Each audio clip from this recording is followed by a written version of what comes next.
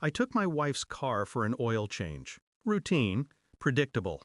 But when the mechanic, a man I've trusted for 10 years, called me into his office, something in his tone felt wrong. He shut the door, locked it. His hands trembled as he reached into a drawer. "I need to show you something," he said. "All right," I replied, calm, detached. He hesitated. "But you can't go home after." The world tilted slightly then. Not from fear, from curiosity. He placed a small plastic bag on the desk. Inside was a silver flash drive, wrapped in electrical tape, the kind used to seal secrets, not wires. "Found it beneath the spare tire," he said, "taped to the frame." My heart didn't race, it just slowed. He pushed it toward me. I didn't open it. "But you should." I nodded, slid it into my pocket, thanked him, and walked out. The afternoon sun looked different, quieter, dishonest. I didn't drive home. I drove to an empty parking lot behind an abandoned grocery store, sat there in silence. Then I opened my laptop and pressed play. The footage was shaky, recorded from a dashboard camera, hers. I saw the inside of the car, the passenger seat, and him, my neighbor, Daniel. He leaned in, laughing. The way she smiled back wasn't casual, it was muscle memory, intimate. The timestamp was from 2 months ago, the night she told me she was working late. The rest of the footage was muted by the sound of my own pulse, their hands, their lips, her voice saying his name. I closed the laptop, sat there for a long time, staring at the reflection of my face in the dark screen. It was expressionless, as if my features were waiting for permission to feel. I didn't give them any. Instead, I started cataloging. Details, timelines, lies. The late-night inventory checks. The perfume that lingered in the car when she swore she'd taken the train. The sudden distance that had nothing to do with work. It wasn't anger that rose in me. It was precision, like a surgeon before the first cut. For 3 days, I acted normal. Breakfast, small talk, meaningless questions.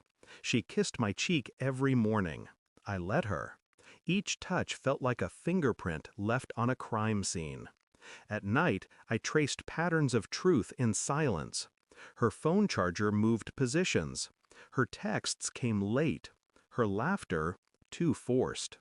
I started tracking her routes through the car's GPS history.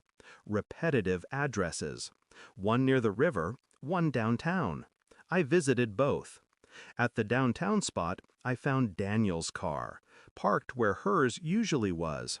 A small bakery across the street reflected the truth in its window, their silhouettes through tinted glass. I watched from my car, long enough to see her reach across the table and touch his hand. No confrontation, no words, just observation. When I drove home that night, I finally decided what kind of man I would be. Not the kind who screams, the kind who documents. I ordered a data recovery kit, pulled every file from that flash drive, videos, messages, her voice calling him the only man who makes me feel seen. Strange, I thought. I've spent 10 years seeing her. Maybe too clearly. On the 5th day, I printed everything. Dates, photos, recordings. I placed them neatly in a manila envelope and left it on the kitchen counter before she came home. When she walked in, she smiled, kissed me, opened the fridge. I waited. Then her eyes found the envelope. She froze. "What's this?" "Open it," I said quietly. She did, page by page. Her face collapsed in slow motion. The air between us changed temperature. "I can explain," she whispered. "I know," I said. "I meant I've already heard your explanations in every lie you've ever told." She reached for me, tears gathering too easily. I stepped back. Silence stretched, sharp, sterile. She began to sob, collapsing against the counter. I stood there, unmoved, studying the anatomy of her guilt. The next morning, I called Daniel, asked him to meet me at the cafe near the river. He arrived, nervous, trying to smile. I handed him a second envelope, identical. "Don't worry," I said. "I made copies." He opened it, paled. "Jesus, man. I'm not your man." I turned, walked out before he could speak again. No threats, no noise, just awareness. By the time I got home, her suitcases were gone. So was her car. But the house felt lighter. That night, I sat in the driveway where her car used to be. The oil stain on the concrete still fresh, a faint reminder of what had been hiding beneath the spare tire. I thought about the mechanic's words.